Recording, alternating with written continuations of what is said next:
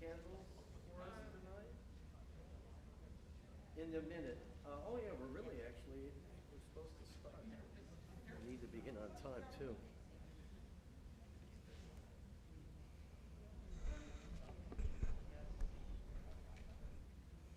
And let me get a little set up here. This I'm going to take off. Yeah, go ahead. I'll get all set up here. Hine ma tovu manayim shevet achim gam yachad. Hine ma tovu manayim shevet achim gam yachad. Hine ma tovu manayim shevet achim gam yachad. Hine ma tovu manayim shevet achim gam yachad. Hine ma tovu manayim shevet achim gam yachad. Hine ma tovu manayim shevet achim gam yachad. Please rise, Carol. The candles are all yours. Let's welcome Shabbat. Yeah, that's right. You've never done this for us. The matches are there. You take out, and there's at the bottom.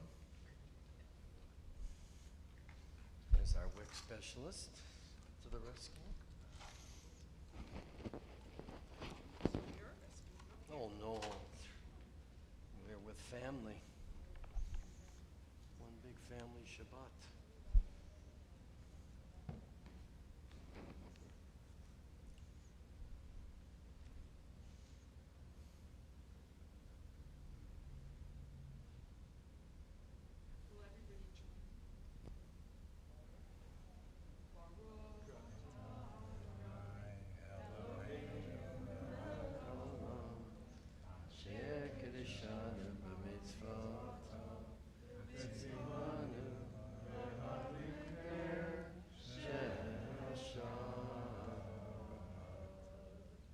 Shalom, everyone. Shabbat Shalom. For our children, Yisimcha Elohim Kefraim V'Chem Menashe.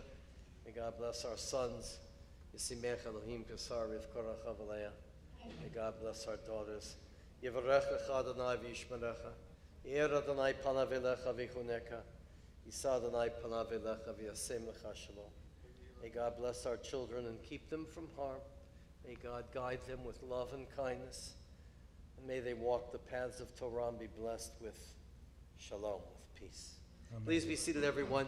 Page 10, Yedid Nefesh. Yedid nefesh Avarachaman V'shochata El Ritzonah Yarutz avdach kamo ayal Yishtachaveh mol hadarach Ki yerab lo yedidutach Minofet suf v'chol tam Hadur na'ed ziv ha'olam Nafshi cholat ahavatach Ana el narafan Allah V'harot la noam zivach Az titchazek v'titrapeh V'hayatalach shivchat olam Ya la la la la la la Ya la la la la la la Ya la la la la la la Ya la la la la la Page 11. Lechu neranena Lechu neranena Lechu neranena Ladonai Lechu neranena Lechu neranena Lechu neranen al Adonai. Naria, Naria, Letzur Yishenu Nekadma Fanav B'Todav. Naria, Naria, Letzur Yishenu Izmirot Naria Lo. Lechu neranena, Lechu neranena, Lechu neranena Adonai. Lechu neranena, Lechu neranena, Lechu neranena Adonai. Ki el gadol melchol masher v'dam mecharato v'no asher v'zlah yavdashi yavdashi Hayomim b'kol tishma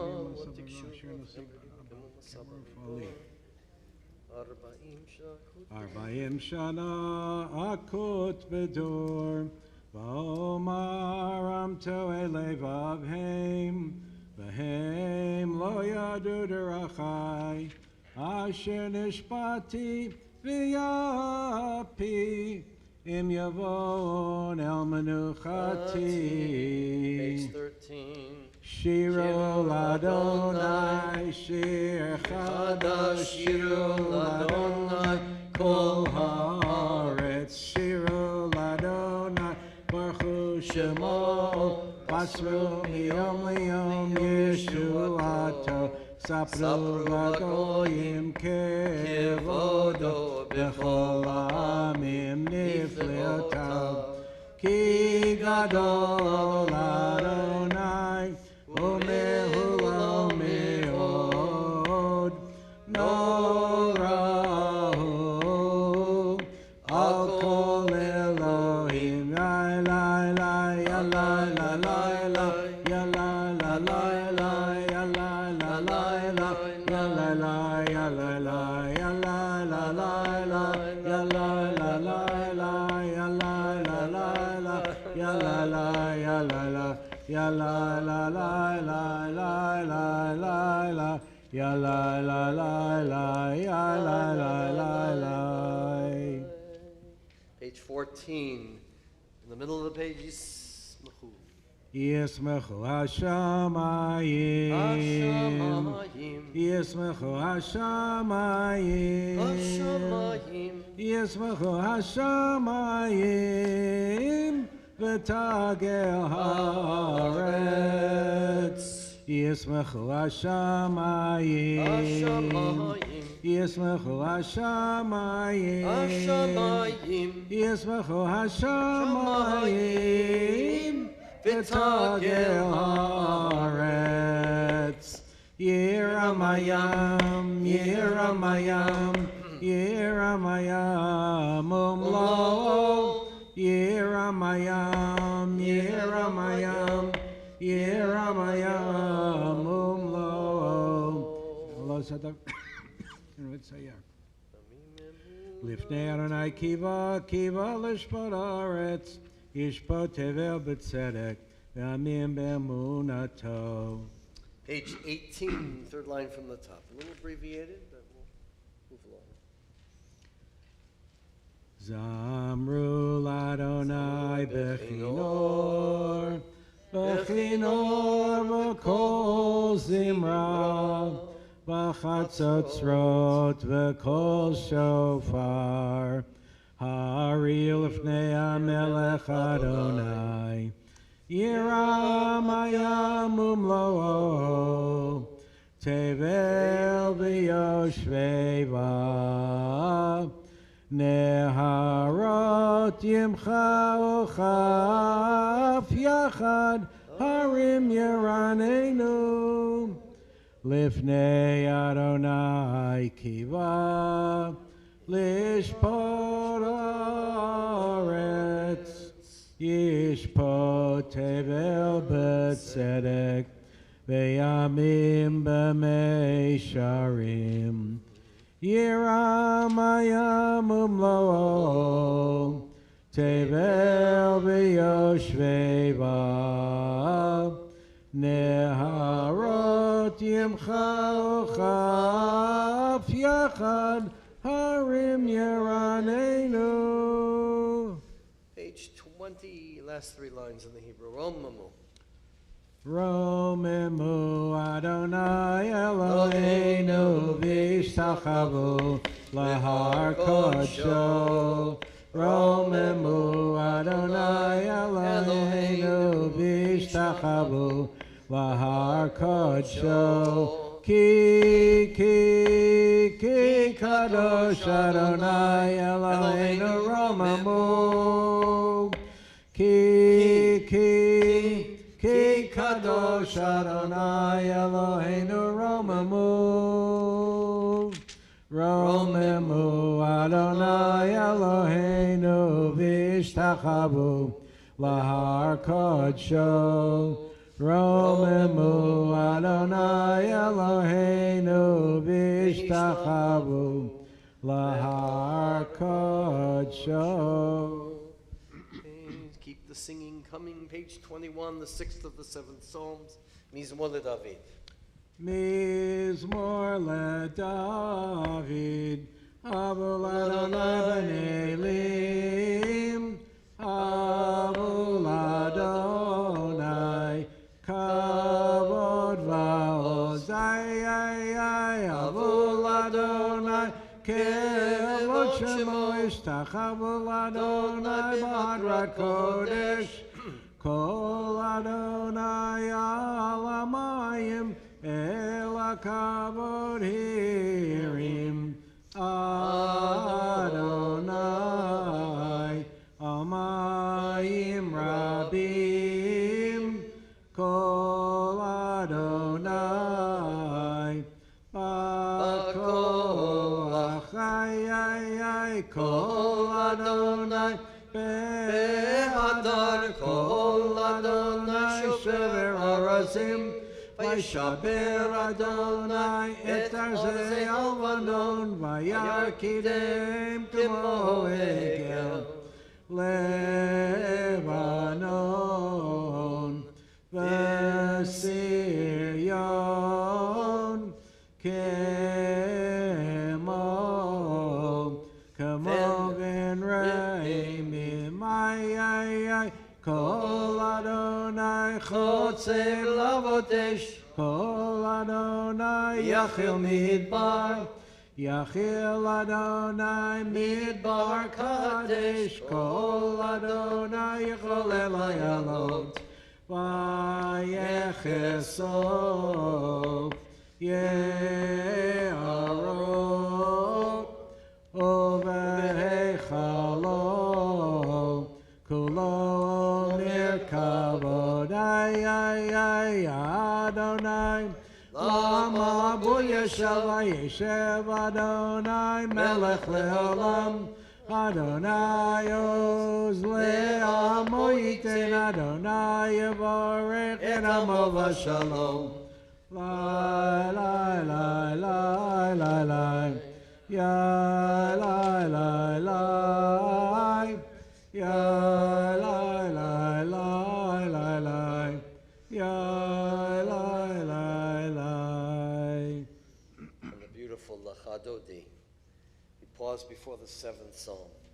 We're on the cliffs overlooking the hills of Tzfat, and we read the beautiful words composed by Shlomo Alka Betz Halevi. Lachadodi. Tonight we'll do the first 2 stanzas and the last 2 stanzas.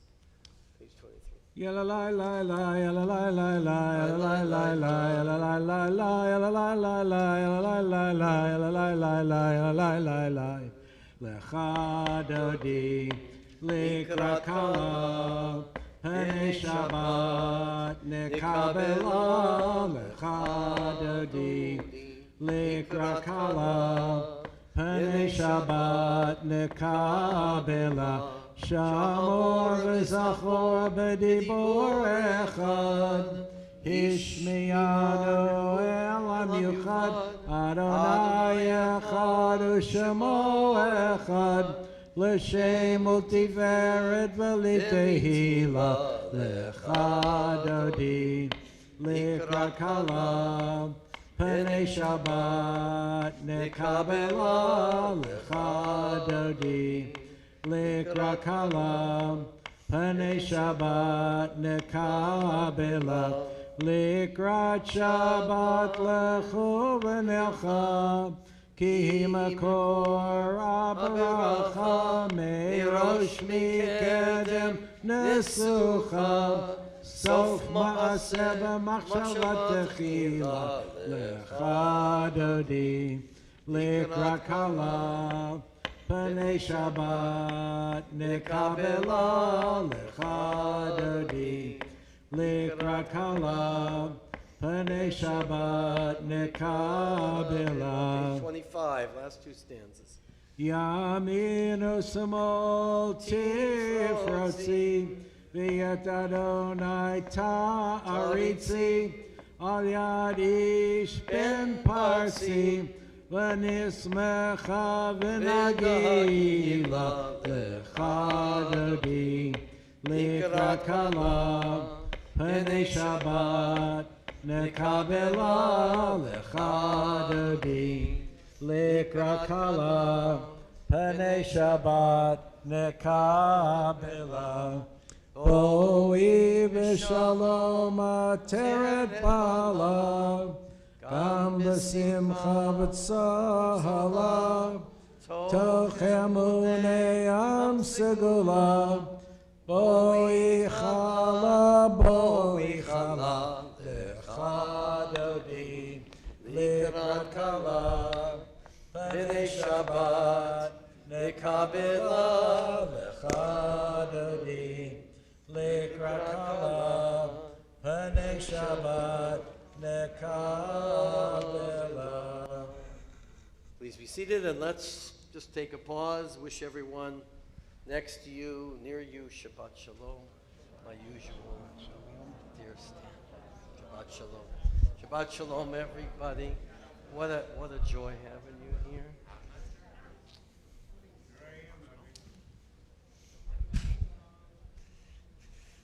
Shabbat Shalom, everyone.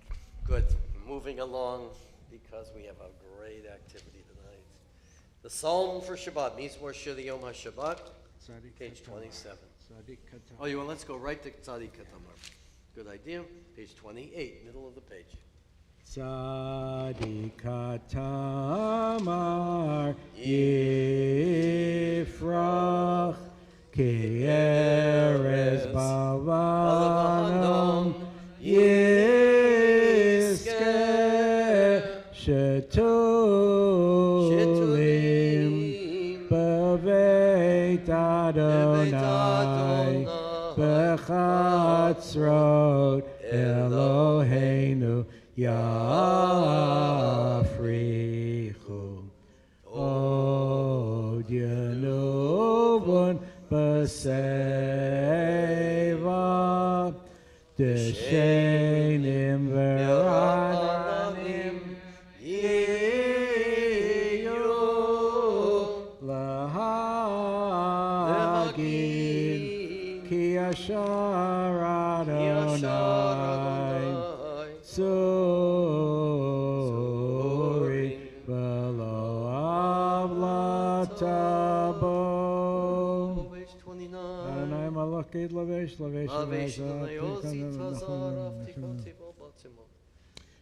Mikolot Mayim Rabim Adirim Mishpareyam Adir Bamarom Adonai Adir Bamarom Adonai Edotecha Nemnu Mod Levetcha Nava Kodesh Adonai Leorech Yamim Adonai Leorech Yamim Mikolot Mayim Rabim Adirim Mishpareyam Adir Bamarom Adonai Adir Bamarom Adonai.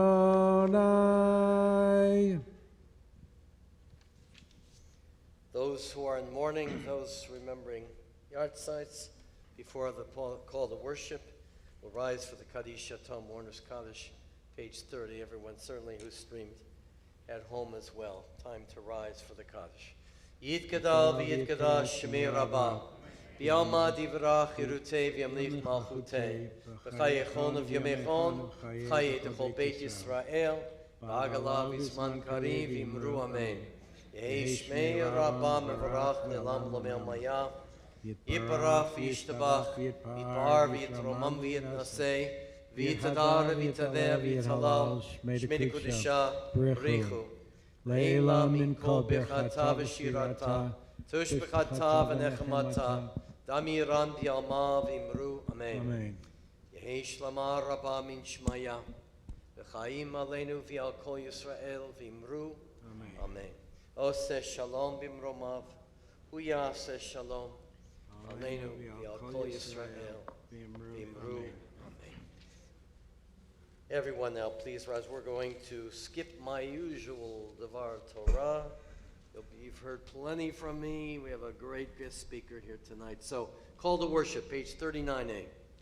Baruch hu et Adonai Amavorach. Baruch Adonai Amvorach, Leolam Va'ed. Baruch Adonai Amavorach, Leolam Va'ed.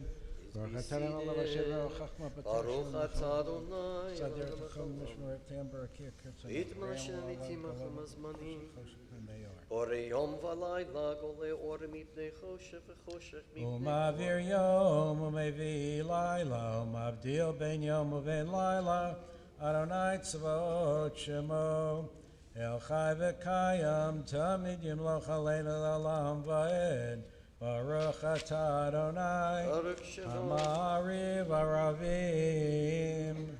Amen. Second bracha. We praise God for the gift of Torah, page 40. Ahavat Olam. Ahavat Olam Beit Yisrael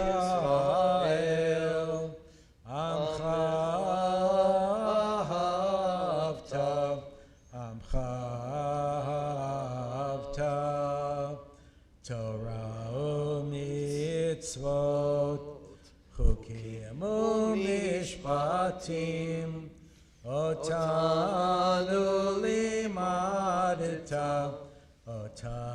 limadeta, al kein Adonai Eloheinu b'shachvenu v'kumenu nasiach b'chukecha, ונשמח בדברי תורתך ובמצוותיך לעולם ועד, כי הם חיינו באורך ימינו, ובהם נגד יומם ולילה. באהבתך אל תסיר ממנו לעולמים. ברוך אתה אדוני אוהב עמו ישראל. Shema Yisrael Adonai Eloheinu Adonai Echad. V'yahavta et Adonai Elohecha b'chol levavcha v'chol nafshecha u'v'chol me'odecha v'hayu hadvarim ha'ele asher anochi mitzavecha hayom alevavecha v'shinatam levanecha v'dibarta bam v'shivtecha b'veitecha uvlechtecha b'derech uvshapecha uvkumecha ukshatam liot al yadecha v'hayu letotafot b'eineinecha uchtavtam al mezuzot beitecha Continue with the Shema on page 42. V'hayam shmo tishmo mi mitzvotai asher anochi etzavetchem hayom b'adamai v'levav v'nafsh v'atat yesef v'yishtach midahem chara v'debechem shmei matan שמתם דברי אלה, שאתם אותם מיודע ידכם.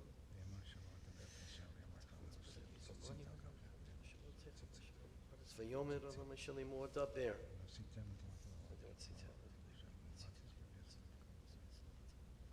למען תזכרו ועשיתם כל מצוותיי, ואתם קדושים לפניכם, אני אדוני אלוהיכם אשר הוצאתי אתכם מארץ מצרים, להיות לכם לאלוהים, אני אדוני אלוהיכם.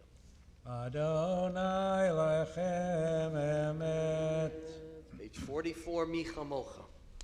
Ya la la la la, ya la la la la, ya la la la la, ya la la la la, ya la la la, ya la la la la, ya la la la, ya la la la la, mi chamocha ba'elim Adonai, mi kamocha Nedar b'kodesh, Nora tehilot osefele, Ya la la la la, Ya la la la la, Ya la la la, Ya la la la la, Ya la la la, Ya la la la la, Malchutecha ra'u banecha, Bokei hayam lifnei Moshe, Ze Elianu v'yamru, Adonai yimloch le'olam va'ed. Ya la la la, ya la la la la, ya la la la, ya la la la la, v'ne'emar ki fada Adonai et Yaakov ugalomi al chazak mimenu. Ya la la la la, ya la la la la, ya la la la la, ya la la la la, ya la la la, ya la la la la, ya la la la, ya la la la la, Baruch atah Adonai Gaal Yisrael. Page 45, let's read together in the English our prayer for shalom, for peace. All the threats in the world we're going to be hearing much this weekend. So we always pray for peace, for no war, for no pestilence. Together, allow us, Adonai, our God, to sleep peacefully. Awaken us to life, O Sovereign. Spread over us your canopy of peace. Restore us with your good counsel, and save us for the sake of your name. Shield us, remove from us enemies, pestilence, sword, starvation, and sorrow. Remove the evil forces that surround us. Shelter us in the shadow of your wings. For you, God, watch over and deliver us. And you, God, are sovereign, merciful, and compassionate. Ensure our going and coming for life and peace, now and forever. May you spread over us your canopy of peace. Baruch atah Adonai, who spreads the canopy of peace over us, over all the people of Israel, and over Jerusalem.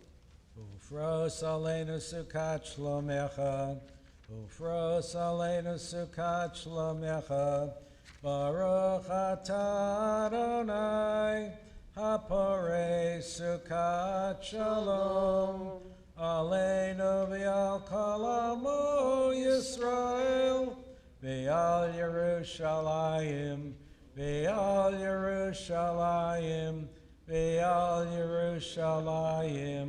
Amen. Please rise. We sing in praise of Shabbat. Page 46, V'shamru. V'shamru b'nei Yisrael et ha-Shabbat, la'asot et ha-Shabbat ledoratam b'rit olam. V'shamru b'nei Yisrael et ha-Shabbat, la'asot et ha-Shabbat ledoratam b'rit olam.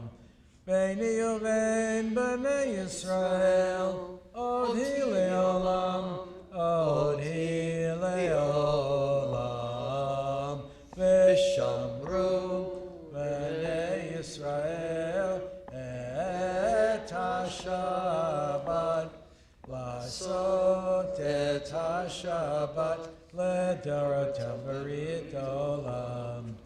כי ששת ימים עשה אדוני את השמיים ואת הארץ ושמרו בני ישראל את השבת לעשות את השבת לדורותם ברית עולם.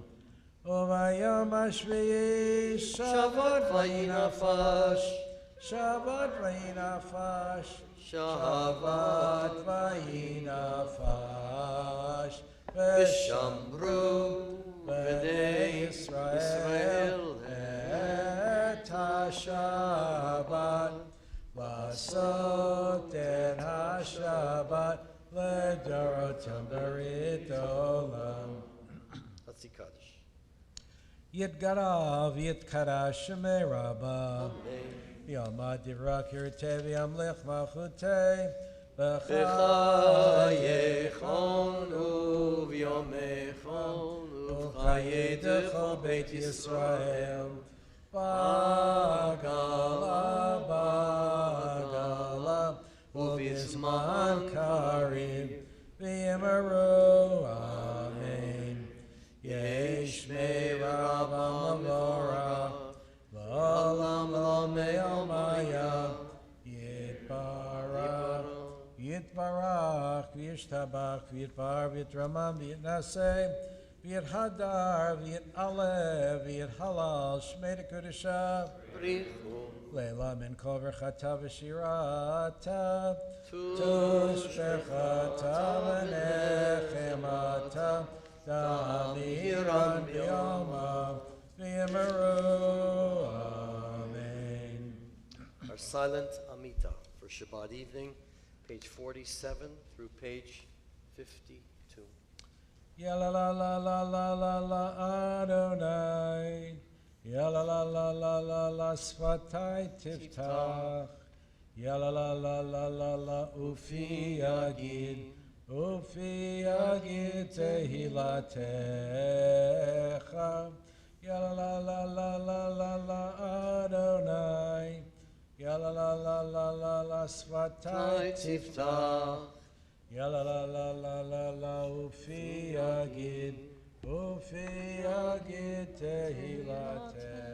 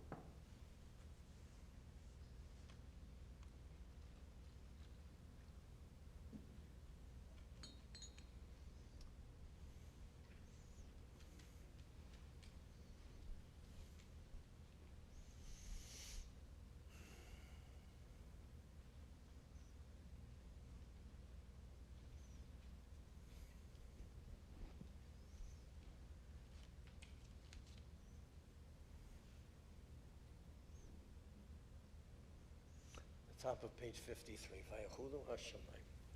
Vayachulu Hashemayim v'haaretz v'chol tzevam vayechal Elohim b'yom hashvi malachto asher asa vayishbot b'yom hashvi mikol malachto asher asa Vayavarech Elohim et Yom HaShvi Vayakadesh oto Kivo Shabbat mikol melachto Kivo Shabbat mikol melachto Asher bara Elohim Asher bara Elohim Lasot Baruch atah Adonai Eloheinu v'Elohei Avoteinu v'Imotenu Elohei Avraham Elohei Yitzchak v'Elohei Yaakov Elohei Sarah Elohei Rivka Elohei Rachel v'Elohei Leah Ha'el HaGadol Hagibor Vanora El Elyon Konei Shamayim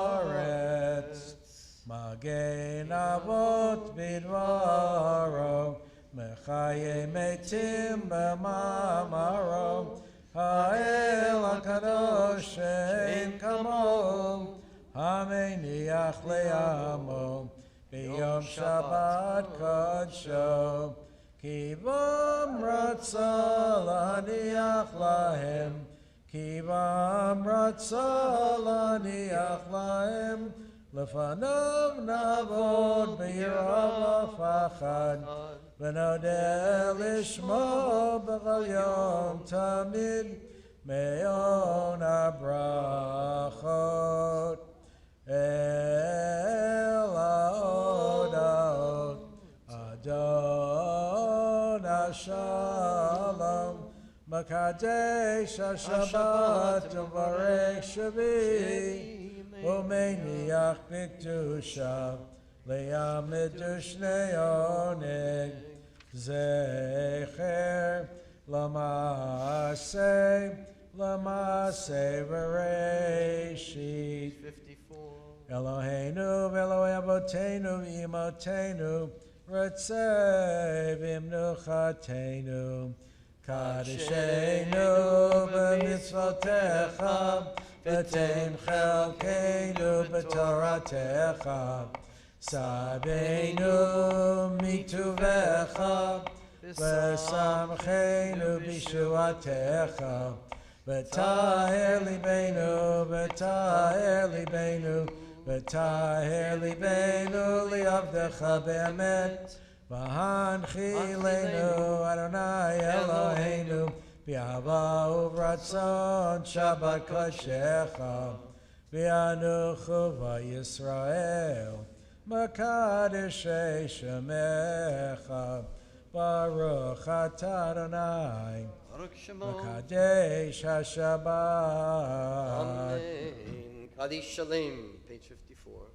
Yitgadal v'yitkara Shemei Rabbah Amen. Yomad derech yirteh v'yamlich malchuteh v'chayechon v'yamechon v'chayei d'chol Beit Yisrael v'agalo v'zman kariv v'yimeru Amen. Yesh me'Rabbah Me'Rabbah Ya'olam lo me'omaya Yiparach Yitbarach v'yishtabach v'yitpar v'yitramam v'yinaseh v'yithadar v'yitalev v'yithalal Shmei d'Kudisha Brichu Leila min kol rechata v'shirata teshuvata v'nechemata damiran ba'oma v'yimaru Amen. Tidkabal slotan avutan d'chol Yisrael kadam avon divishmaya v'yimaru Amen. Yehi Shalom Rabba min Shemaya v'chayim aleinu v'yal kol Yisrael v'yimaru Amen. Oseh Shalom dimromav hu yaseh Shalom aleinu v'yal kol Yisrael v'yimaru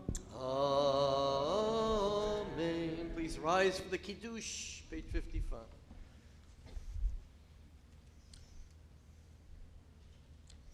Baruch atah Adonai Eloheinu melech haolam, borei pri hagafen. Amen. Baruch atah Adonai Eloheinu melech haolam, asher kidshanu b'mitzvotav v'ratzavanu, v'shabbat kodsho b'yahava u'v'ratzon inchilanu, zikaron l'maaseh v'reishit. Ki hu yom techila l'mikra'ei kodesh, zecher l'tziat Mitzrayim.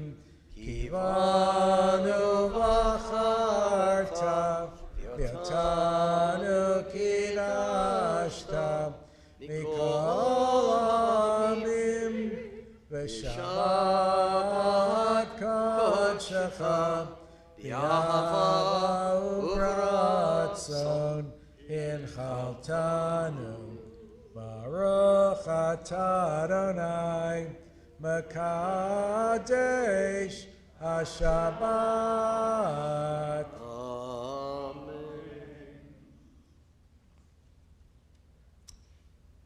It's good. Shabbat Shalom. Chaim. Please remain standing for Aleinu. We're moving right along. Aleinu l'Shabbat, page 56. Aleinu l'shabeach Ladon ladon hakol, Latet kedula liotzer breshit, shelo asanu k'v'yaratzot, v'lo samanu k'mishpachot ha'adama, shelo sam chalkeinu kahem, v'gohor aleinu k'chol hamonam, v'anachnu korim, u'mishtachavim u'modim, umodim Lifnei melech malchei hamlachim, HaKadosh Baruch Hu, shehu noteh shamayim v'yosei haaretz, Moshav yikaro b'shamayim imam, u'shchinatu zo, b'gavei meromim, Hu Eloheinu ein od, Emet Malkeinu Efes Ulato, Kakatu B'Torato, Yadata Yom Hashivota Elevavecha, Ki Adonai Hu Elohim, B'Shamayim Mima'al, V'yal Haaretz, Mitachat Einod. 57, okay.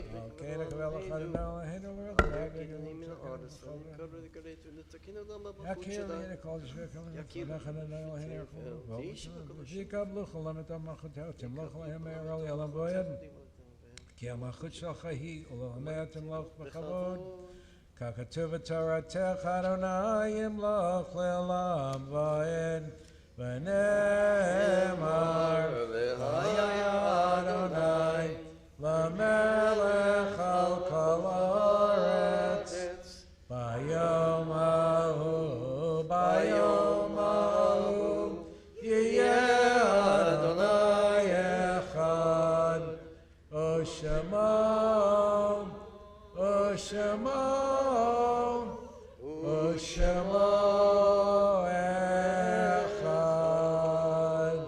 Oshemo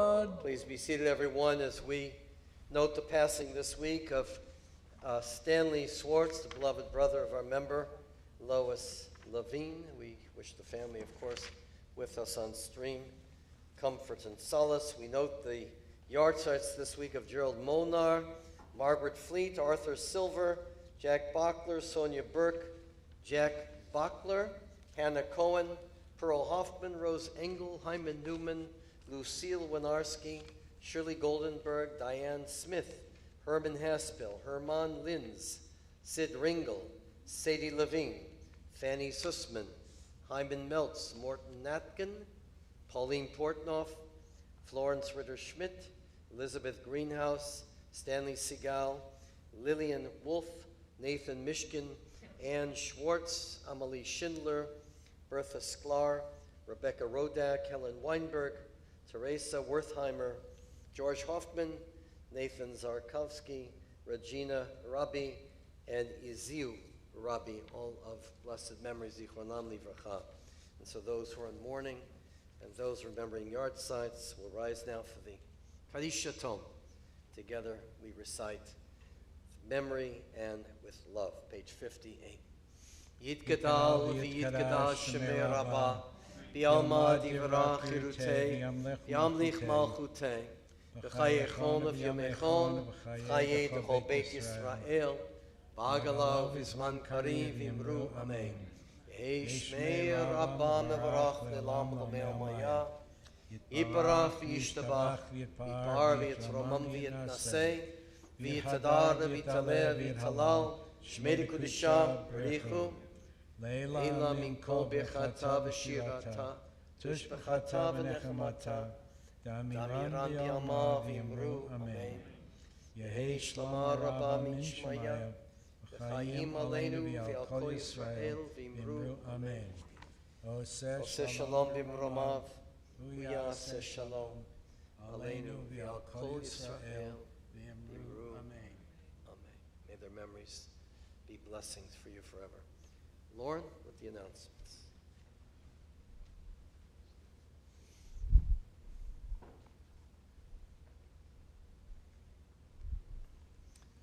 Shabbat Shalom, everyone. Nice to see a nice group here today. I'm going to be very short and brief. Thank you, Stan, for leading services. Very short and brief tonight because we have a very special guest we want to get to. So the Bima Baskets this week are sponsored by Lauren Mark Briefman in honor of the marriage of their daughter Marissa to Seth Lipkin, and Susan and Harold Halpern in honor of Susan's 84th birthday. Again, I'm going to refer to the program. There's lots of things going on in the next week and the next month. We have another distinguished speaker at the end of February, and Pismon is coming up in February. So we have lots going on. So look at your brochures and on our website. And in the meantime, I'm going to bring up Eric to introduce Rabbi. Thank you, Lauren. Perfect. That's right.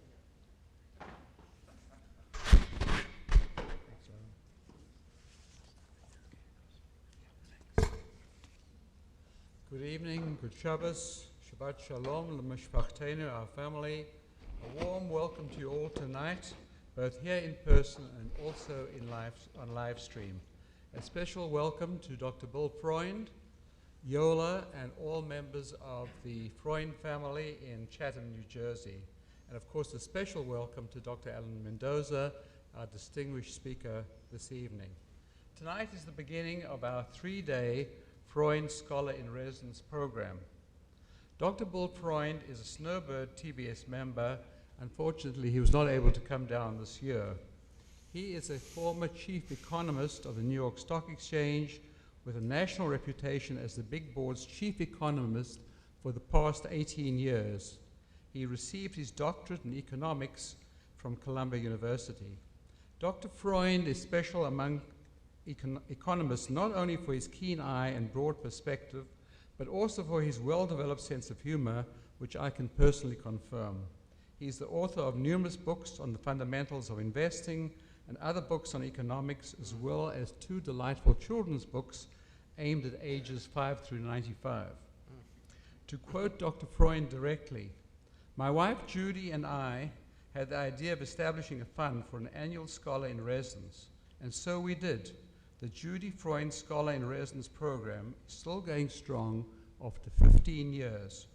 We hope it continues on as a memory of this great lady, Judy Freund, to whom we dedicate this year's and every year's Scholar in Residence program. Our annual Scholar in Residence program is a major highlight. Each year, we are amazed and delighted at the superb presentations from the vast array of distinguished speakers, both nationally and internationally.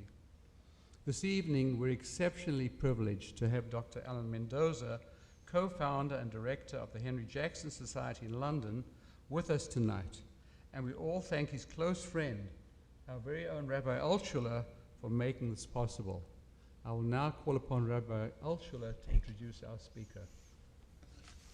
It's a real honor for me because I've been at many functions when Dr. Alan Mendes introduced me. He is an extraordinary individual, a great friend, and one of the leading figures of world Jewry. When I was in London, there was no individual who was more respected for his leadership and his erudite position as the director of the Henry Jackson Society. You know, when I came to London, the only Mendoza I knew in my life, I was a big baseball fan, Alan. And I don't know if you remember, but there was a ball player, I don't remember his first name, Mendoza. It was called the Mendoza line. He never hit over 200 after about 12 years in the majors. He never did it. So I kind of associate the name Mendoza with kind of a fun thing in life, but not too important. And then I met Dr. Mendoza. His family, Jewish family, came from Spain to England in the 17th century, and realizing the Sephardic Jews who came there after the invitation from Oliver Cromwell and reestablished Jewish life. Alan Mendoza certainly carried on his great family legacy of Jewish life thriving.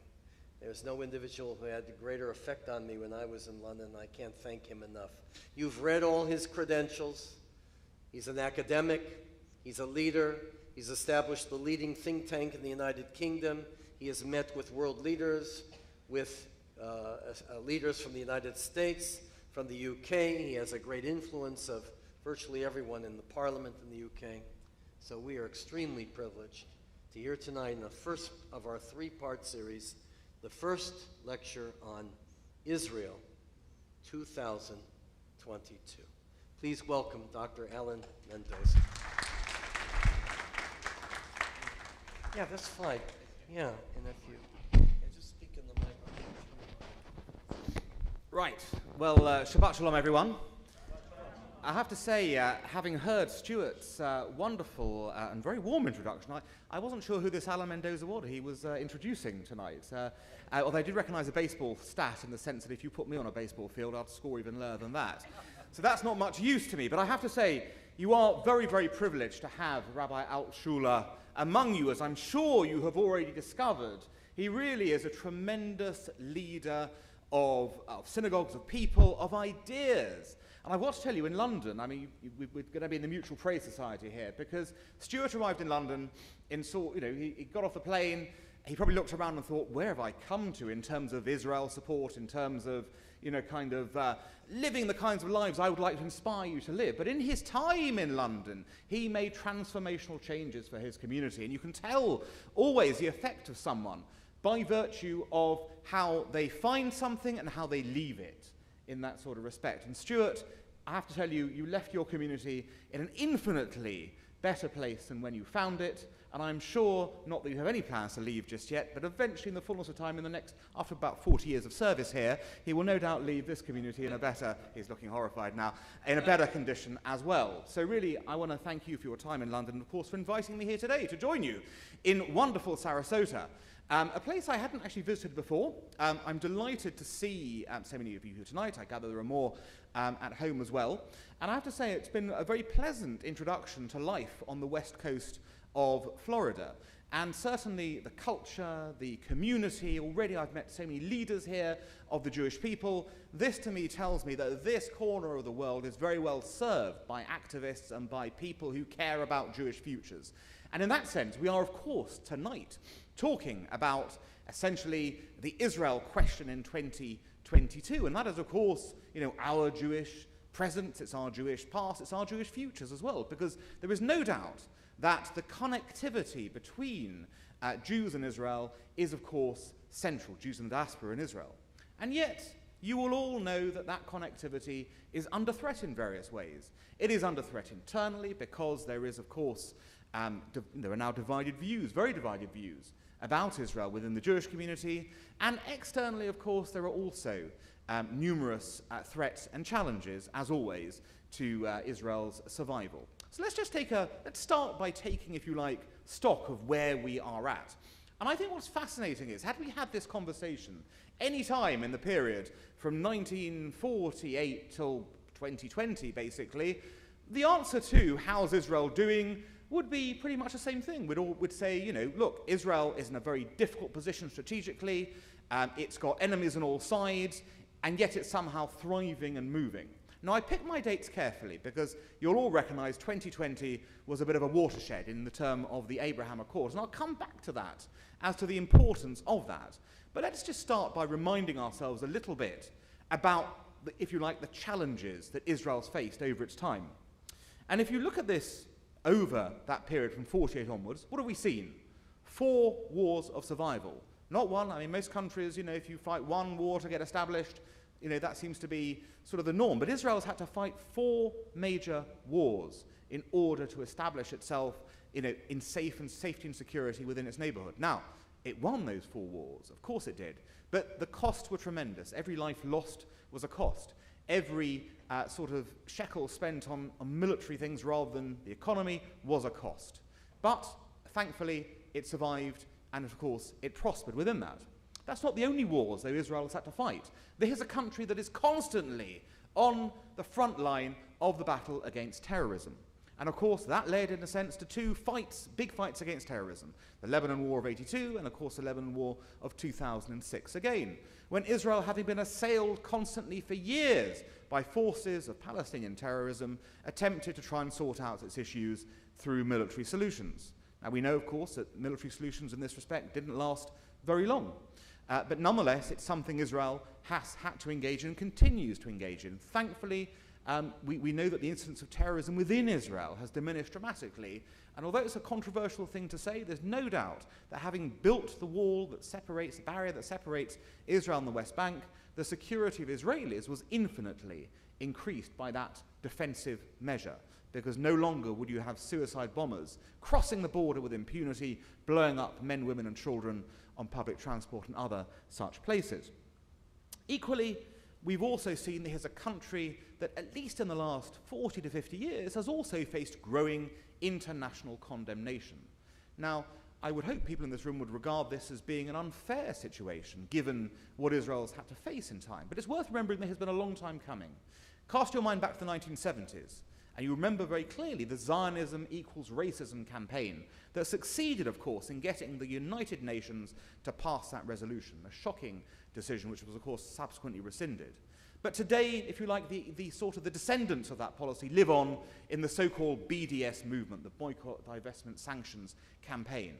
And that remains a threat to Israel, even if, thankfully, it has never quite succeeded in its objectives of getting governments wholesale and people wholesale to boycott Israel. Now, I draw that line very carefully, looking at the issue of BDS and such like, but I think what's interesting about it is that when you look at the BDS movement, it is clearly an anti-Semitic movement. Now, we're going to talk about anti-Semitism more tomorrow, about the current state of global anti-Semitism. But when you come to the BDS movement, you can see that something is very, very wrong with what they are trying to do. Firstly, if you know, to tell if something is, sort of proportional to anti-Semitic, you need to look at what people do. We all know there are policies of Israeli governments that each person in this room may have some issue with. And criticizing an individual policy is never an issue, is never a problem. And if you want to look at it on a policy level, I'm sure there are many people in this room who disagree with individual policies of the US government or state governments in that sort of way. That doesn't make you, of course, a BDSer or a wholesale condemner of a state. But if you look at the language used in the BDS movement, this is where you start to see the real problems of this. Because if you look at the actual words used and the creation of the concept of BDS, it's about, if you like, negating the idea of the state of Israel as a whole. This isn't about policies of Israel. This is about the Israeli state, full stop, the Jewish state, full stop. And it is about, obviously, attempting to create a different narrative around Israel, where rather than Israel being a state for all of its citizens, whether they are Jew, Arab, Druze, Bedouin, whatever that is, okay, in that kind of concept, we know that Israel is a state for all of its people. This concept creates Israel as the idea of an apartheid state, language deliberately used to evoke the memory of the apartheid movement apartheid system in South Africa. And by using such strong emotive language, the BDS movement, what it is attempting to do is cast Israel in the role of aggressor-in-chief. And you don't just see it in the use of apartheid, you see it in other terminologies as well. You see it in the conversations around the idea that the Israelis are turning Gaza into a concentration camp. The Palestinians are being exterminated. I've had serious discussions with people who absolutely claim that there is a genocide going on of Palestinians being conducted by the Israelis. Now, no such genocide exists, not by any terminology. Does it mean that occasionally there are problems? Of course. But the idea that there is a wholesale campaign of genocide is an absolute lie. Fake news of the first order, and yet it is fake news that has generated support and sympathy around the world because of the way it spreads. And I think, again, and when you look at the double standards of such people when they make these statements, it's also extraordinary. Who here in this room believes that even if there are human rights abuses in Israel, even if there are human rights abuses in the UK, in the US, who believes that these are the biggest problems in the world when it comes to human rights? How can anyone stand in the street and demand that Israel be boycotted when they don't demand that China, for example, be boycotted for the very real genocide that is occurring with the Uyghur Muslims in Xinjiang province? A genocide that's been proven by satellite pictures, by eyewitness accounts of people disappearing, of sterilization of women, such like. There are no crowds shouting for the boycotting of China, for things like that. There are no crowds shouting that the Burmese should be boycotted for how they have treated others. And you look around the world and you see when there is only one country being singled out for this level of vitriol and abuse, you can tell that the motive is not about human rights, but it is indeed about another way of castigating Israel. And how is it that this idea has spread so dramatically? Look, we live in 2022. We live in a world where today, where do you get your news? Now, it's possible some of you may still get your news from the traditional places. You may get a newspaper. It's a dying art, the newspaper. You sort of might still arrive on your doorstep, whether you read it cover to cover.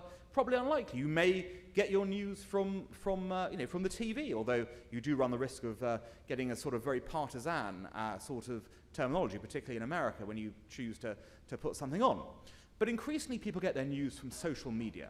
They get their news from what's happening on websites like Twitter, Facebook, even Instagram, things like that. And to understand how quickly anti-Israel propaganda spreads, you just have to look at a case study like what happened in May and June of last year. Because what did we have, if you look at it from the point of view of the reality? We had a case of Israel once again being assailed by rockets from Hamas and Islamic Jihad in Gaza.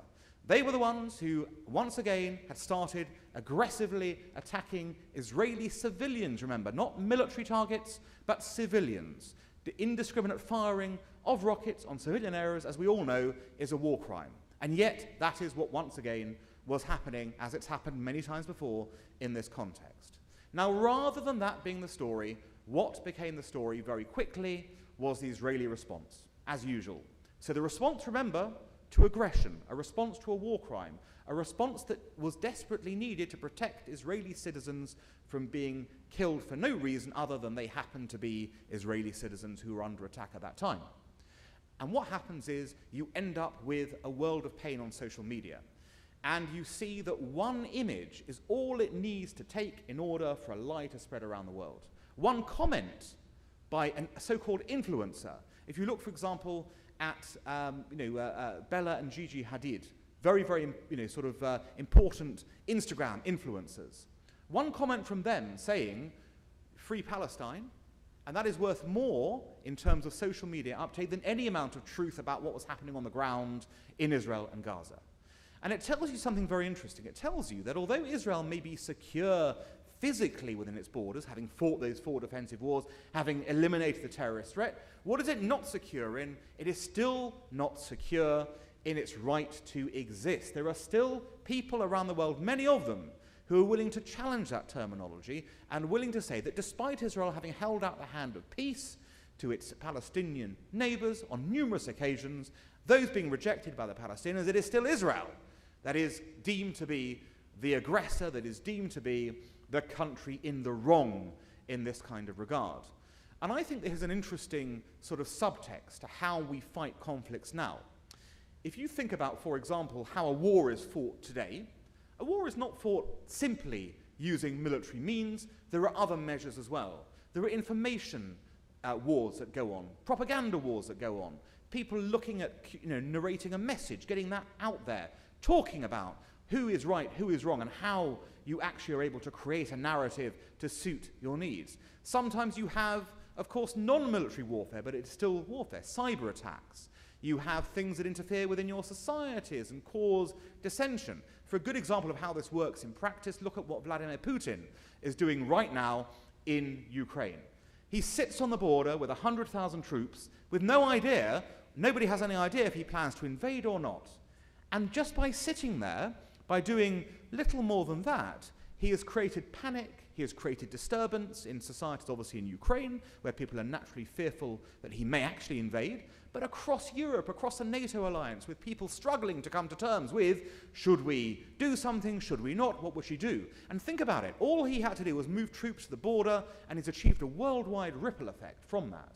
And the same is true when it comes to the Palestinian-Israel issue. If you want to cause trouble for Israel, all you need to do as Palestinians is to lob some rockets in, and again, you won't be held to account. It'll be Israel that's held to account because of how information warfare works today. So given this aspect, we have to be very realistic about what is happening with Israel. We know that strategically Israel is safe. We know, though, there is still a struggle. Now, I mentioned at the start the Abraham Accords, and I want to return to these because I think that these have been the single most positive movement in the Middle East for generations. Now, if you think about it, we've been used to the Middle East as we've known it for 100 years, essentially. So the initial Middle East was created, of course, post-First World War. And obviously it was created by the British and French in a classic carve-up in the way that we used to do things in such wonderful ways.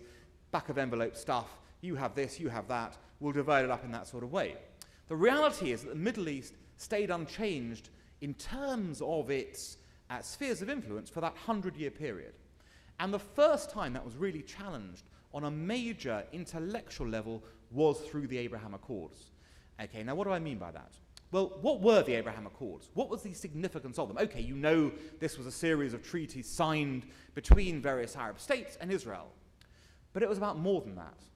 This was the first time, essentially, that I feel that Arab states really decided to put aside their animosity for Israel, or the historic animosity, and decide that rather than looking to the back, looking at the creation of Israel as an aberration for the Middle East, they were going to look forward and decide that they were going to work with this Jewish state to build a better Middle East for all of its inhabitants. Now you'll say, but hang on, there were peace treaties before Egypt. Now, look, I hate to say it, but if any of you know the nature of the peace with Egypt, it's a very cold peace. This is not a warmth between the peoples or a warmth even between the governments. In fact, if you look at how the Egyptian government, even under General Sisi, works, basically, it works to publicly condemn Israel, even as secretly it takes all the military intelligence advice from Israel to deal with common threats that both the Egyptians and the Israelis face from terrorist groups in Sinai and from the Muslim Brotherhood and beyond. But you don't hear that publicly. There's no positivity about the relationship. Why? Because the Arab street in Egypt is hostile still to Israel. So that peace treaty never did its work. Now, maybe it would have done had Anwar Sadat not been assassinated, but it didn't happen, and as a result, that's a cold peace. Jordan is a warm peace on the one hand because the monarchy has always been friendly towards Israel. I mean, you'll know most famously that in 1973, it was King Hussein who warned Golda Meir and told her, look, I know you don't believe it, but there's going to be an attack on you on Yom Kippur of that year. And we're telling you this is happening. We're not going to participate in it, but it's happening. That shows you how close, by the way, King Hussein was to the Israelis, that you had a relationship like that where they could exchange information to that critical level. But again, look at the population of Jordan. Most of it is, of course, Palestinian in nature. Such a population is never going to have a warm relationship with Israel. But that's different if you look at the relationships that are being created with the UAE and Bahrain, in particularly the UAE. I have, for the last 2 years, been observing the effect of the Abraham Accords. And I tell you, ladies and gentlemen, this is a real peace. It is a real treaty and a real alliance of the kind that we haven't understood before in the Middle East. It is a time to look past the differences. Morocco's joined in as well in the same vein. It is about creating new relationships together. And I think this is seismic for the region, because not only does it give a positivity that the Middle East has lacked for all this time, it's usually a very negative region in the place where things go wrong rather than right. But here, for the first time, you have the alliance, the strategy, this common purpose to build something better.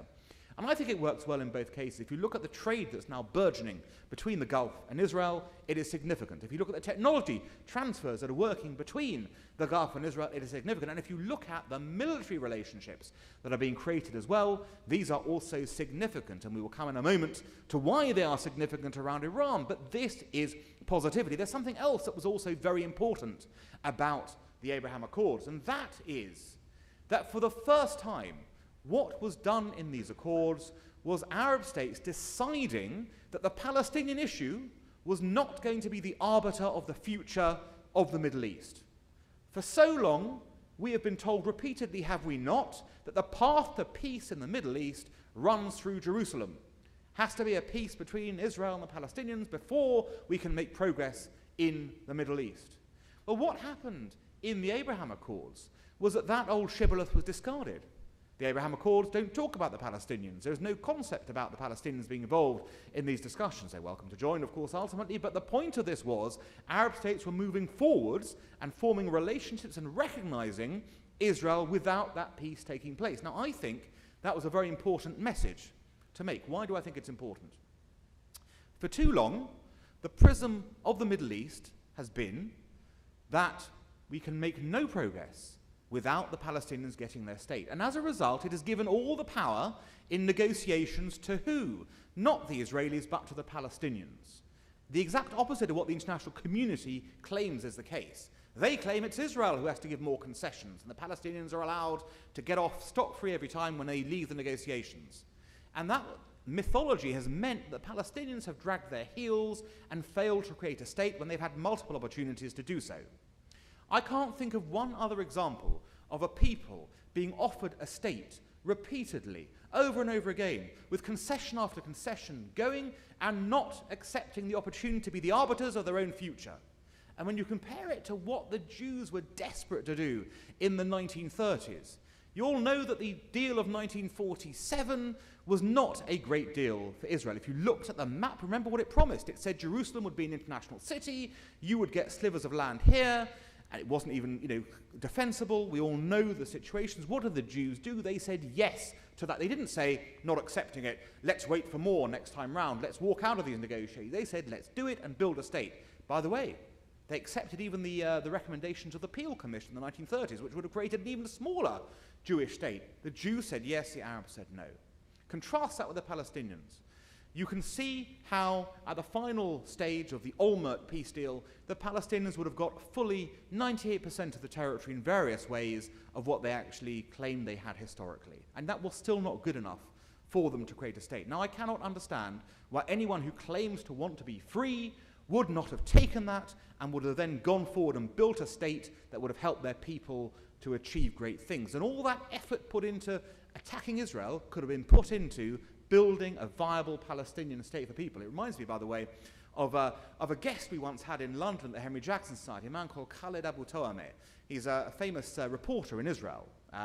And he came to London, and because he had an Arab name, a lot of anti-Israel people turned up thinking that he was going to attack Israel to this meeting, which we found was very interesting as a concept.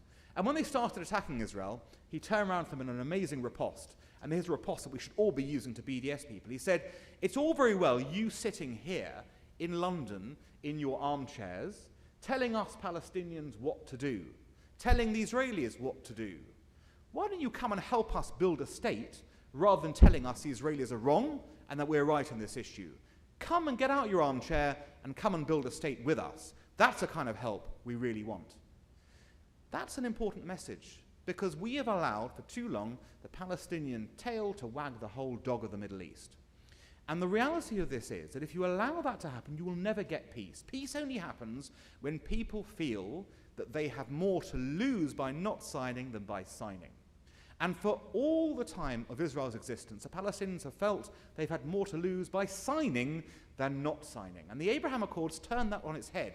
And again, there'll be mixed feelings, no doubt, about President Trump in this room. And I'm not making a judgment about him as a person, but he was the first US president to recognize that the Palestinians were holding up history, essentially, by continuing to say no, no, no at every juncture. And the Abraham Accords was an attempt, and his Palestinian peace deal was an attempt to move things on, basically, to say to the Palestinians, look, peace is here, get on the train. If you don't get on the train is leaving the station without you. And we're not going to look back. We're not going to say, come and join the train afterwards. So get on the train now. It was an important message, and it's one, I fear, that's been forgotten now with this new administration, who's decided to move back into the conventional territory of saying, oh, Palestinians, we must secure a peace that only you can be satisfied with and no one else. There is no such thing as a perfect peace deal, ladies and gentlemen. It requires compromises always, as we know from difficult sort of junctures and other places. So, from that perspective, seismic change. And in particular, I highlighted the military aspect. Well, who's the military aspect aimed at? Well, we all know who the answer is. There is only one remaining, if you like, existential security threat to Israel today, and that is, of course, the Islamic Republic of Iran.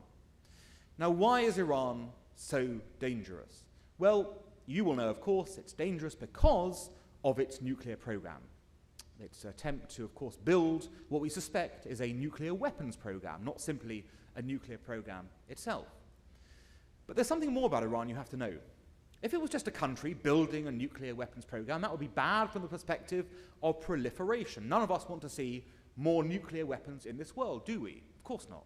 We want to see fewer nuclear weapons. We don't want to see new countries in particular getting nuclear weapons. Why? Because the concept of proliferation means that if you, X country, gets nuclear weapons, country Y and Z that feel threatened by country X must also then embark on a nuclear weapons program. And your proliferation is not simply one state, it is 2 states, 3 states, 4 states who then feel they have to push for nuclear power. A good example was when India got nuclear weapons, Pakistan suddenly got nuclear weapons too, because both sides felt they had to check each other in this regard. So proliferation is bad, full stop. But proliferation for a regime in Iran that is an extremist, millenarian, Shia fundamentalist regime is particularly bad.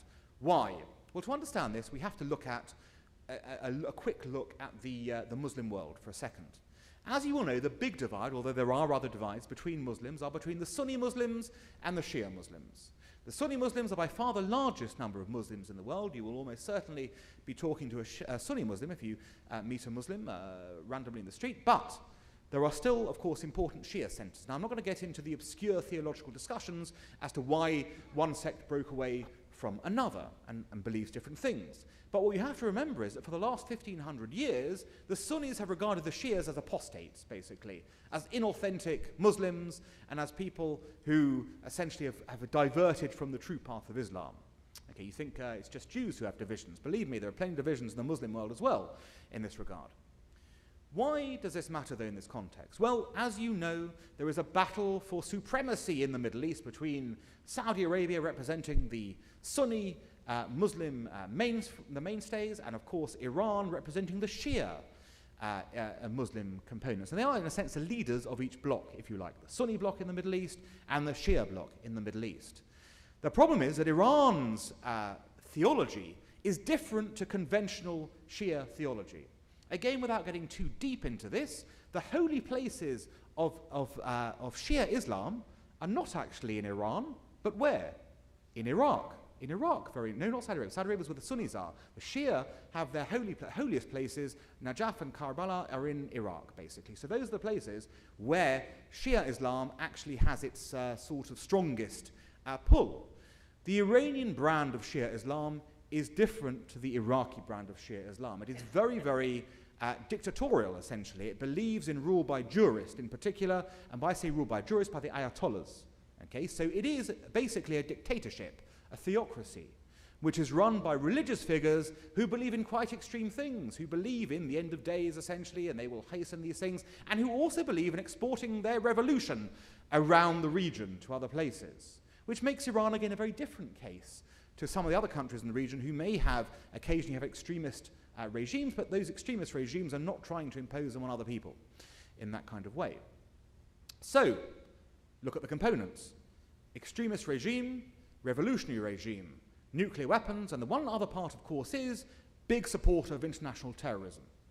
We know full well the connectivity between Iran and its terrorist outliers, in particular, of course, Hezbollah, the terrorist group that is located in Lebanon. Now, there is a very simple relationship to understand. Iran says X, Hezbollah does X. Iran says Y, Hezbollah does Y. Not simply that. Iran now has lines into Hamas, it has lines into Islamic Jihad, it has lines into militia groups in Iraq. In many places, it of course has lines into the Houthis in Yemen as well, in that Yemen conflict. Iran is an aggressive and expansionist regime that doesn't want to simply stay within its borders, but seeks to foment terrorism and chaos around its region.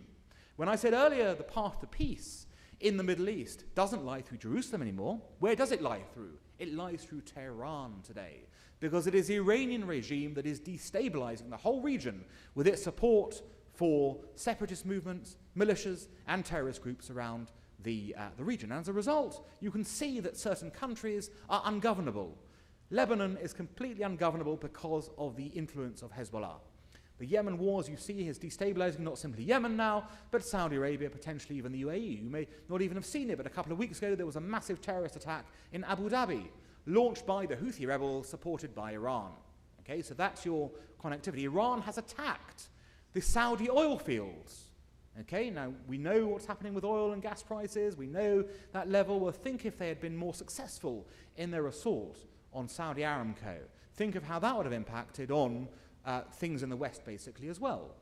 And we know as well that it's attacked our troops in various times when they were there, and have attacked our shipping and other things in the Gulf and, of course, in Iraq. So all in all, we know full well that it is a dangerous regime. But for Israel, there is a step beyond that. Whatever one thinks of Iran and its views of the West, and they're pretty grim. We know that the Iranians think that America is a great Satan. We know that Israel is a little Satan. There's also, of course, a complicated and painful relationship with the UK. And it was sort of brought home to me by the fact that the Iranians have always thought the British were very complicit in plotting against Iran, perhaps sometimes correct in the past, owing to something called the Great Game. But they also have a particular loathing for the British, which is why they often take British ships hostage as well in this sort of way. But the point of this is you end up with an Iranian regime that's got hostility for the West, but for Israel in particular, because we have numerous times heard prominent Iranians speak about wiping the Zionist entity off the map. Now think about that for a second. What does that mean, wiping the Zionist entity off the map? Does that mean for a second that we just want to eradicate the name Israel, we want to call it something else? Is it a peaceful, benign movement, or does it mean a second Holocaust? Well, I contend, ladies and gentlemen, that if you're Israel, you can't afford to take the risk that it might be the second thing rather than the former thing. And when you therefore face a country wanting nuclear weapons, wanting to impose its authority on you, you have to resist that with all might and with all possibilities. Now, time was when we could have relied upon the West to stand up in defense of a very sensible movement. I fear that that is not true today. I fear in the last year in particular, the West's position has weakened dramatically on account of weakness of leadership. Now, this is across the board, but because I'm in America, I'm going to have a go at your president for 1 second on the grounds that he could have created a very different movement when he came into office to what he did and where he has gone. What do I mean by that? When President Biden came in, he came in with a wellspring of support and influence around the world. People were generally around the world happy that Donald Trump had lost the election. And particularly in Europe, they'd had a very fractious relationship with Donald Trump over the past 4 years and were welcoming of his successor. And what have they got instead? Someone who doesn't appear to want to build bridges with Europe at all. You should see the disappointment speaking to people I know in the German foreign ministry, the French foreign ministry, the Italian foreign ministry, about the disappointment that they feel with the Biden administration's failure to reach out and to build alliances with Europe. The West feels that America, which was America first under Trump, has gone America even firster, if that's a word, under President Biden. And of course this was encapsulated in the catastrophic and shambolic withdrawal from Afghanistan. Now, nobody for 1 minute says we should, have stayed eternally in Afghanistan. But the way we were essentially chased out by a ragtag militia called the Taliban, the way that US troops had to negotiate to get out even, that thousands of hostages were left to the Taliban people who had helped us over 20 years in our battle in Afghanistan, that, ladies and gentlemen, was a shocking disgrace for the West's power and prestige in the world. And I think it's no coincidence that if you look at President Biden's approval ratings, it was Afghanistan that was a point where he crossed from approval to disapproval. So I think Americans recognize that for all that they wanted to be out of Afghanistan, for all they wanted to end the never-ending wars, they didn't want to be chased out in the way that they were humiliatingly from there. And that has emboldened other people. It's emboldened Mr. Putin by what he's doing now. It's emboldened the Chinese who have taken over Hong Kong with barely a whimper from anyone. And it's emboldened Iran, which has been cheating on its nuclear deal for the last 3 to 4 years, continues to cheat, and by some estimates is only 3 or 4 weeks away from achieving a nuclear breakout, all on the watch of President Biden. So where do we go from here? What is our position? Where do we go and what do we do?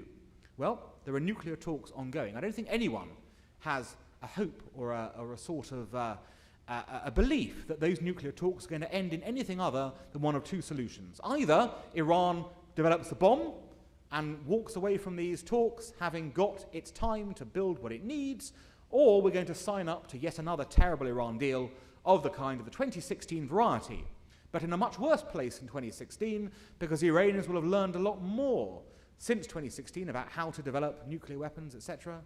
And as a result, they will be able to not unlearn what they have learned, essentially. Yes, they can put into stasis for 10 years, but they can come out, even if they're not cheating, as they go along. So either way, whatever the situation, whatever that point, you end up with the reality that those talks are heading for failure. Now, what should we be doing? What we should be doing is enforcing the Joint Comprehensive Plan of Action we should have been doing in Europe. We were still a party to it. We should have said to the Iranians, you have broken the deal. We are sanctioning you in the same way the Americans are sanctioning you.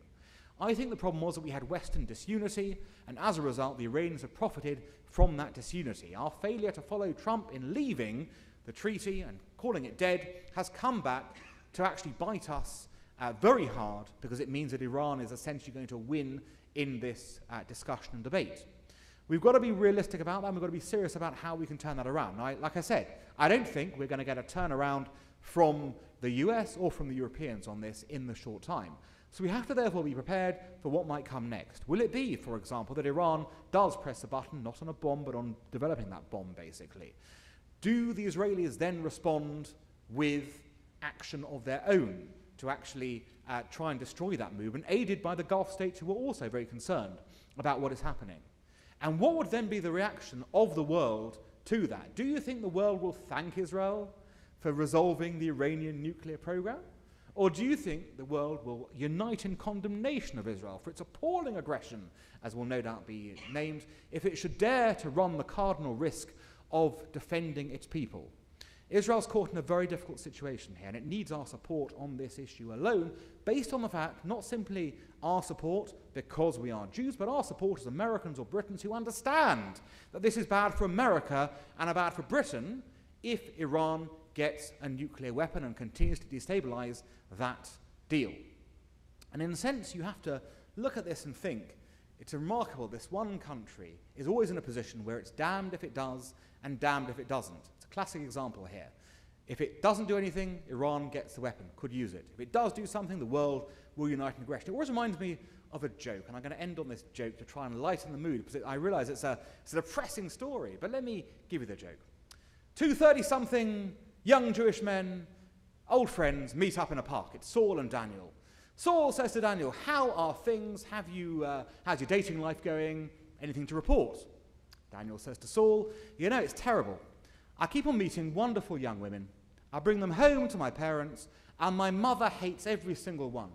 And then she nags me, and nags and nags and nags, until it's too much and I end the relationship because I can't take the nagging from my mother. So Saul says to Daniel, I thought of something. I think there's a way around this. You've got to find a woman who your mother absolutely loves. Find someone exactly like her, then she can't possibly complain about them. Daniel thinks, it's worth a go. I've tried everything else. I'm going to find someone exactly like her. He looks. He finally finds a woman exactly like his mother and someone he actually likes. It's going very well. They're getting serious. The time comes for them to go to meet his parents. And the two friends meet up again the next day after it. Saul says, Daniel, so how did it go? I hear the big meeting was last night. What did your mother think? Daniel said, it's interesting. You had a great plan, but it had one flaw. Saul was like, well, what was the flaw? I thought, we had the idea, we'd bring the girl, like the mother, it would all work. He said, yeah, it was a brilliant plan. My mother absolutely loved her. My father, on the other hand, couldn't stand her. Now, why do I tell that, Jack? I tell the joke because the reality is, Israel spends so long trying to do what other people tell it to do that it can't win in that debate, basically. It's always ending up being accused of bringing the wrong girl home in this regard, and what we have to do is recognize Israel will act in its own security and for the security of the Jewish people. That is something that we have to support, we have to endorse, and we have to do our bit to make sure that the same challenges Israel faces, the ones that we face, we're united in supporting and defeating. So I leave that to you with your commendation, and if you have time for questions, I'm very happy to answer them as well. Thank you.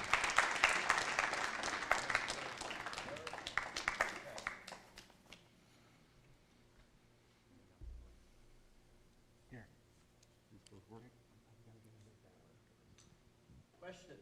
Anybody? It can be on any subject. I don't mind. I'm not.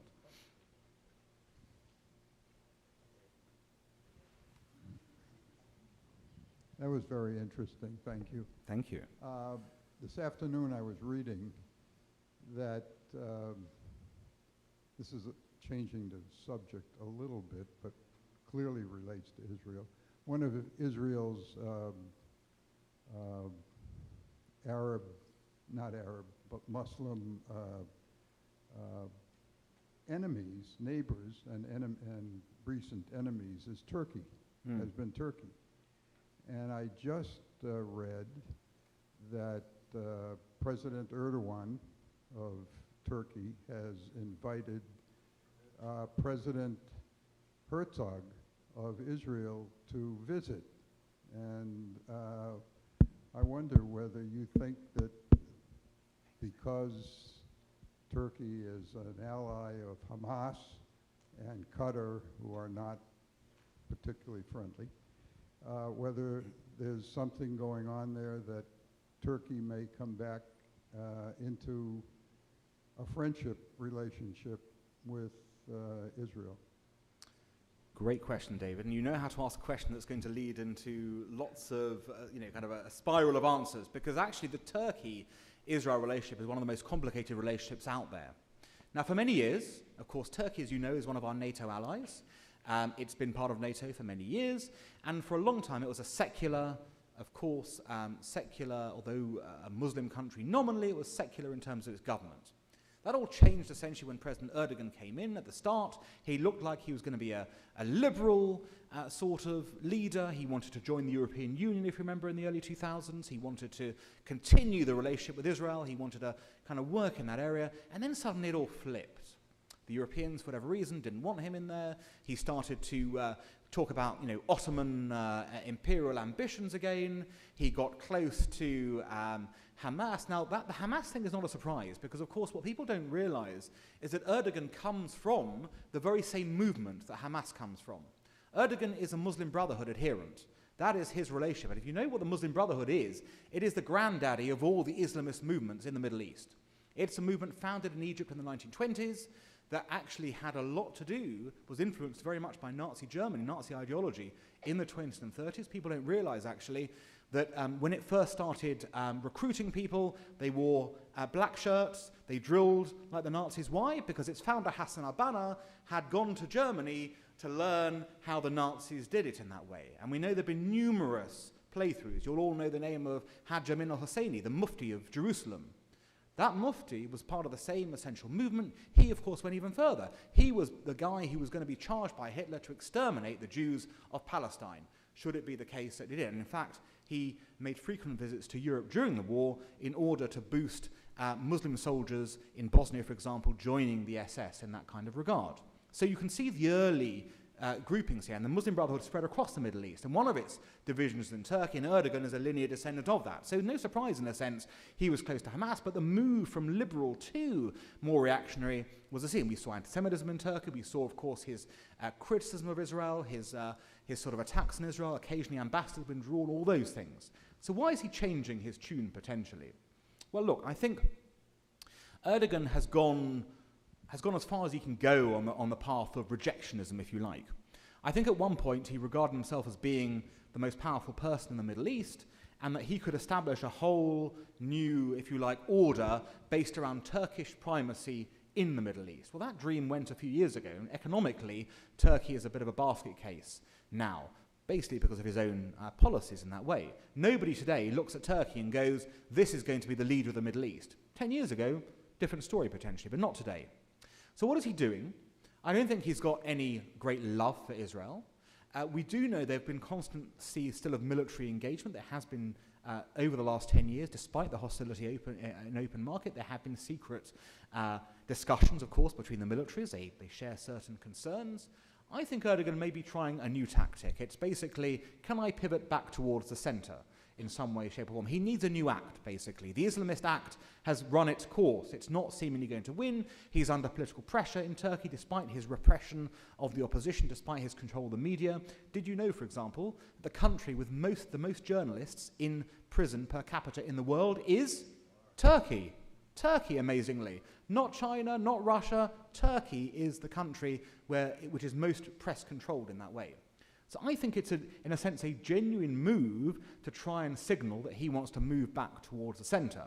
I think it's also helped by the fact that he had a famously antithetical, very, very sort of hostile relationship with Bibi Netanyahu. No doubt the two of them did not get on, quite clearly, on a personal level.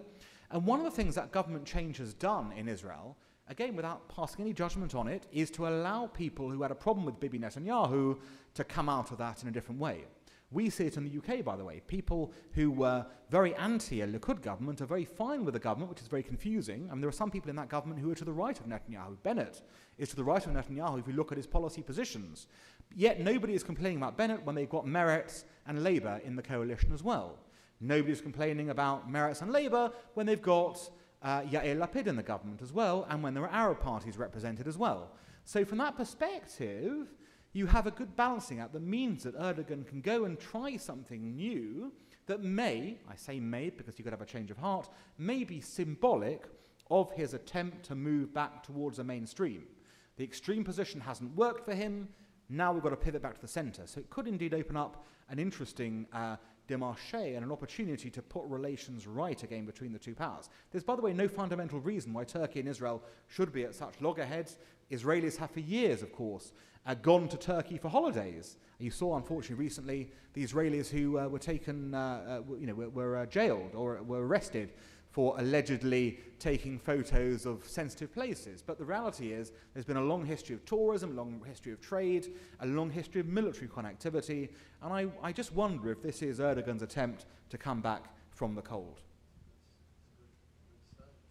Potentially a good sign, yes. Right, questions over this area.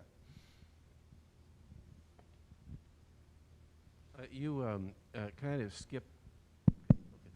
of skipped over a little bit the military option that Israel has towards Tehran. Mm-hmm. Could you go a little bit further into that, because there's been a lot of secondary notice in the press about a lot of things that have gone on in the last year. Could you share your thoughts on that, please? Yeah, I mean, look, obviously, well, when we look again at military options, I mean, if we're referring to a full-scale takeout of Iran's nuclear capabilities, whether the Israelis have the ability or not to do that, I can't tell you. I don't know the true capability of the IDF and the IAF and its abilities to actually take out a full-scale nuclear program. What I can tell you is that that nuclear program is not as well defended as they would have you make out it is. Don't we hear constantly the idea, oh, the Israelis wouldn't be able to destroy it, it would be impregnable, all that sort of argument and conversation. Well, funnily enough, just last week, we have an Iranian who works for us as an associate fellow. And he worked out, using a very interesting set of methodologies, that actually Iran's nuclear program would be at risk of, while not being completely destroyed, severely damaged even by using drone attacks without even having to send a single aeroplane in to bomb in that sort of way. What's fascinating is we had this rigorously checked by military experts. All of them came out and said, we hadn't thought of that. Actually, it's possible. And by the way, there have been good examples of drone warfare recently. Armenia and Azerbaijan last year had a bit of a war, if you remember. And the Azeris used drones extensively in order to actually destroy some of the Armenian positions without even having to expend any forces. Warfare's changing, okay? So on that grounds, perhaps the drones are going to come in. However, there are other things that have been done, as you well know. There have been explosions, mysterious explosions at nuclear sites. We've seen scientists who work for the military program being assassinated. We've seen, of course, others who, other computer hacks that have worked in that way. The truth is that Israel has been at war with Iran on its nuclear program for many years already, and has already been quite successful at damaging it. It hasn't stopped it, but at damaging it. Now, I fear that because of the advances of the last 4 years, it's going to be difficult now for Israel to continue along that vein, and were it to really want to strike, it would have to do a full military action to do that. Now, I can't tell you whether that will be successful or not. What I know, though, is whether it is successful or not, it would reap condemnation from the world of the kind that we've discussed. We all have to hope that's not what goes there. We'd love to see the international community resolve this issue and bring Iran in as a partner rather than as a hostile country. But we know that that, again, depends on Tehran and not on us in this regard. And it's not going to happen under this regime in Tehran. So unless we have a change of regime in Tehran, we fear that this will end up inevitably down the military path, barring some kind of Western resolve which isn't there at the moment. So although I may have glossed over, I think partly it's because we can't tell what the answers would be. We can tell, though, that were the Israelis to feel this is an existential threat, that wouldn't be enough, I think, to take the balance of them to do it and actually attack and see what happens afterwards.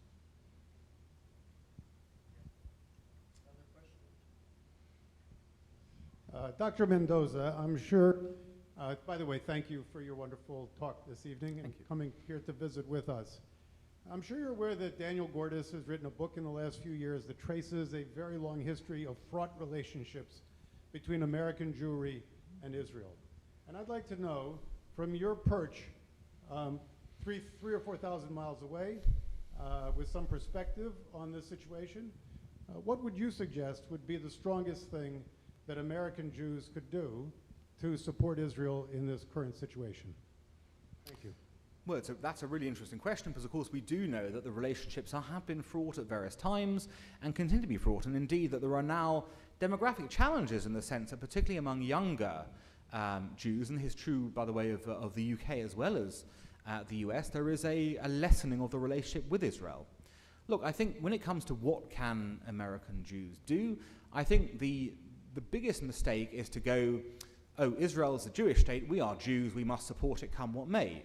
The reality is there will be some decisions that Israel makes in the name of its Jewish citizens that may not be something that Jews in other countries will support. That's natural. We are citizens of our own countries ultimately, and we'll be looking to those countries. But I would focus, therefore, on what is good for our countries as a way of forcing that back onto Israel. So, for example, is it good, we know it's not good for Israel to Iran have a nuclear weapon, is it good for America? The answer is, of course, no. So I think it's about finding those commonalities, the areas where it's good for America or good for Britain and good for Israel. Those are the places where you have to go and push on that relationship and look, as an American Jew or as a British Jew, to your own government to go, we need more action in that regard, and make it a national issue rather than a Jewish issue. If you make it just a Jewish issue, then you open up all kinds of discussions about, well, what kind of Judaism do we want, or what kind of Jews are we, all this sort of thing. Whereas if you're Americans, it's a very different story in terms of how this looks. And one very important thing, I think what is so pivotal, what's been proven to be very pivotal, is education about Israel. Now, I don't mean the kind of, canned education that people may have had 30, 40 years ago. Israel exists, this is how Israel came into being, etc. I mean giving young people a real crash course in what real Israeli history is all about.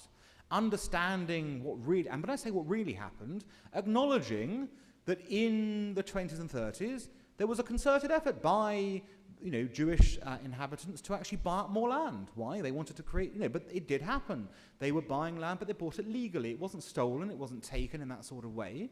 And to give the truth of the situation. Too often we're scared of confronting the truth, thinking it's not a good sign. People think that we were, immigrants to the land, etc. Look, the Jewish presence in Israel has been unbroken for 2,000 years.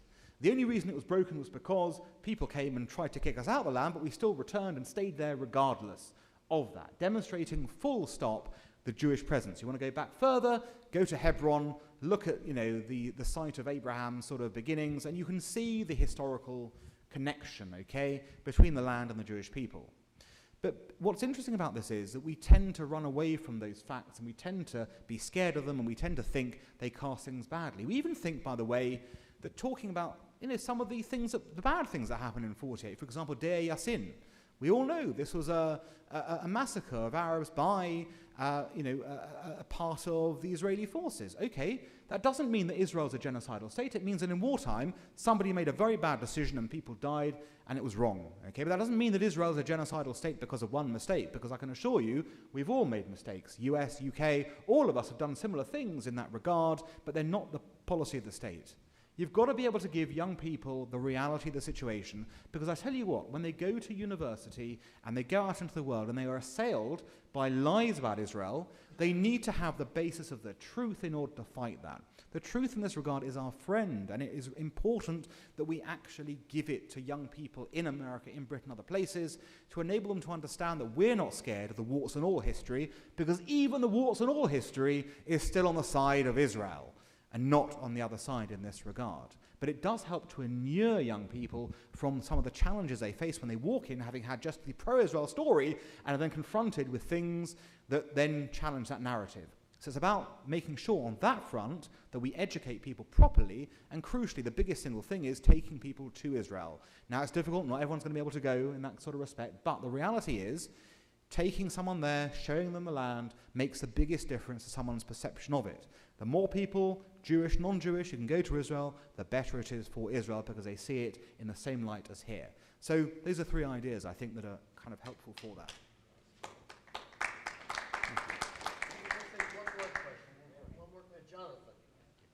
Jonathan. Alan, I can call you Alan because I think I'm the only person in the room who knew you before you were a doctor, even including Rabbi Altshuler. But my nightmare scenario, and I'd invite you to comment on it.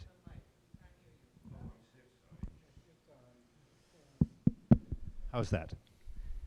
So my nightmare scenario, on which I would invite you to comment, is supposing next week or the week after we hear that Biden has made the most terrible deal, has bent over backwards, has covered himself with a fig leaf and pretended it's a great diplomatic achievement, but it will be an awful deal, as sensible people must recognize. How can Israel defend itself and attack Iran after that without totally breaking the American alliance? Well, it's a great question, and I should highlight Jonathan as a great old friend in terms of having been in London for many years. He's now sort of seemingly moved to warmer climes.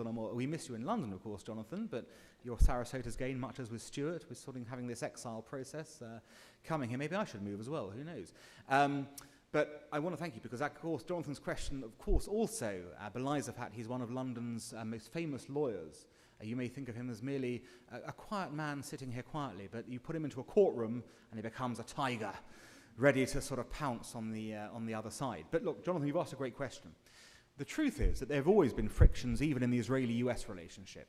Okay, on both sides, there have been examples of breakdowns at times. The Pollard case, for example, was a great, kind of look, well, how did this work? The breakdown of relations there. When the Americans signed the original Iran deal, that was a, betrayal of, if you like, the Israeli relationship from the American side, wasn't it, on that respect? So both countries have had moments when they have had disputes and they've had, breakdowns. The reality is the relationship is about more than simply one thing, though. If Biden signs that deal and Israel attacks, of course it's going to cause friction. The Americans will have to condemn it. There's no doubt about it, saying, well, we signed a deal and you've gone against it. We're not happy with it.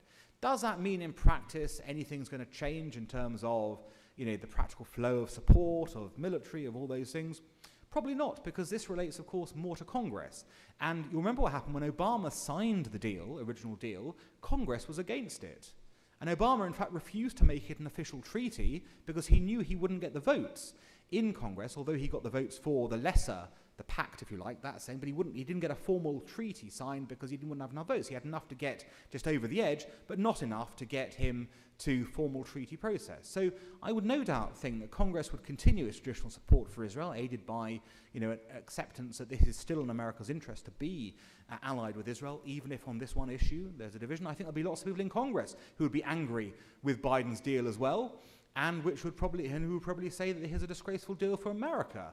Full stop. So, I think you'll find common cause between those sides. And yes, it would be bumpy. I think it would be hairy for a while. But nonetheless, I think that relationship between Israel and the US has endured worse things than that. It will continue to endure because there is an acceptance that, just as I said earlier, you should tackle this from the American or British perspective. The reason that's important is because both sides get it from a strategic perspective.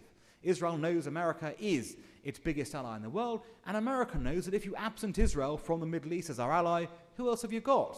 I mean, yeah, you can say the Saudis, and is that really who you want to invest your energies in, or do you know that Israel's really, the democracy, is on your side? So the relationship is long and it endures. It also reflects, by the way, why sometimes there are spats between Britain and America, but that relationship endures as well, because it's built on much stronger, solid ground than simply one aspect. So yes, it'd be bad. It wouldn't be terminal, though.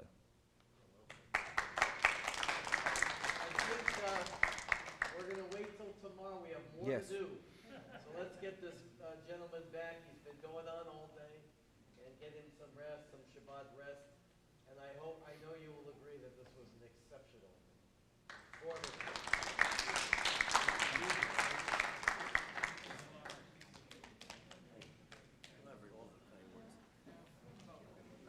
Laila Tov, everyone. Laila Tov and Shabbat Shalom. Terrific. Wonderful. Yes, thank you for bringing him to us. I have a question. Does he need to ride any place now? Well, I think he's going to walk. I have to ask. He's going to show me Shabbat. Okay.